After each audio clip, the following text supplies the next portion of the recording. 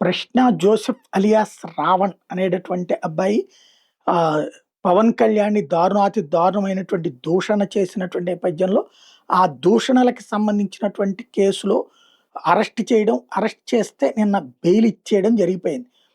ఆ తర్వాత ఇప్పుడు గతంలో సర్పవరంలో నమోదైనటువంటి ఒక కేసుకు సంబంధించి మళ్ళీ పోలీసులు వెంటనే అరెస్ట్ చేస్తే అతన్ని ఏదైతే జై భీమ్ భారత్ పార్టీ వాళ్ళతో పాటుగా మరికొంతమంది ఆహ్, ఏదైతే వివిధ వర్గాల వాళ్ళు అతనికి అండగా నిలబడ్డటువంటి నేపథ్యంలో నిన్న పిఠాపురంలో జన సైనికులకి వీళ్ళకి మధ్యన గొడవ జరిగితే ఇవాళ వీర మహిళలు ఉద్యమించినటువంటి పరిస్థితి.